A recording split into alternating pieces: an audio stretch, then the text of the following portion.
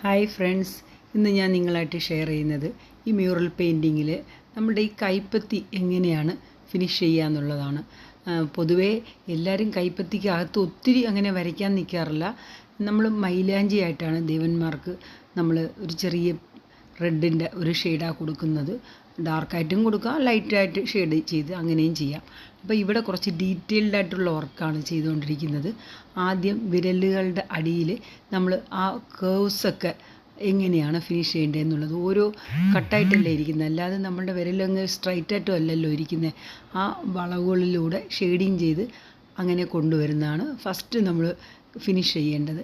അത് ഫിനിഷ് ചെയ്യുമ്പോഴേക്കും അതിനോടുകൂടി നമുക്ക് ചേർത്തിട്ടാണ് ബാക്കിയുള്ളതും അതേപോലത്തെ ഒരു ഫിനിഷിങ് കൊണ്ടുവരേണ്ടത്.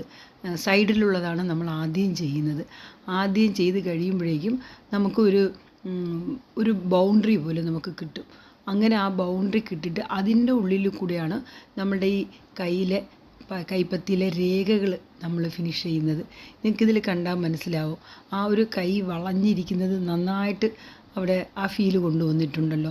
അത് ചെറിയ ഡോട്ടുകൾ ഇട്ടിട്ടാണ് നമ്മൾ അത് ഫിനിഷ് ചെയ്യുന്നത്.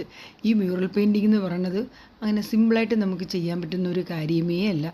ഒത്തിരി സമയമെടുത്താണ് ചെയ്യുന്നത്. നമ്മൾ രാത്രിയും 2-3 മണി വരെയൊക്കെ വരയ്ക്കുന്നവരുണ്ട്.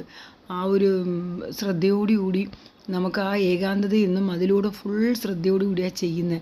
പലപ്പോഴും പലരും ചോദിക്കാറുണ്ട്, എന്താ മ്യൂറൽ പെയിൻറ്റിങ്ങിന് ഇത്രയും വില അങ്ങനെ എന്നുള്ള ഒരു രീതിയിൽ ചോദിക്കുമ്പോൾ ഞങ്ങൾ ഇതിനകത്ത് നമ്മൾ കാണിക്കുന്നതും കൂടെ ആകുമ്പോൾ നിങ്ങൾക്ക് മനസ്സിലാവും ഇതിനകത്ത് എത്ര ഡീറ്റെയിൽഡ് ആയിട്ടുള്ള മൈന്യൂട്ട് വർക്കാണ്. അങ്ങനെ ഫാസ്റ്റായിട്ട് മ്യൂറൽ പെയിൻറ്റിങ് ചെയ്യാനേ പറ്റില്ല, വളരെ സമയമെടുത്തേ ചെയ്യാൻ പറ്റുള്ളൂ. അത് കാരണം ഞാൻ ഒരുപാട് ആർട്ടിസ്റ്റുകൾ പറഞ്ഞു കേൾക്കാറുണ്ട്, ഞങ്ങൾ വേറെയൊക്കെ ചെയ്തോളാം, പക്ഷെ മ്യൂറലിലേക്കുള്ള ക്ഷമയില്ലാത്തതുകൊണ്ട് ഞങ്ങളത് ചെയ്യുന്നില്ല എന്ന് പറയുന്നവരെയും കാണാറുണ്ട്. അപ്പം ഇതിൻ്റെ കാരണം ഞാനിങ്ങനെ പലരും വരയ്ക്കണ കാണുമ്പോൾ ഇത് പഠിച്ചുകൂടെ എന്നൊക്കെ ഞാൻ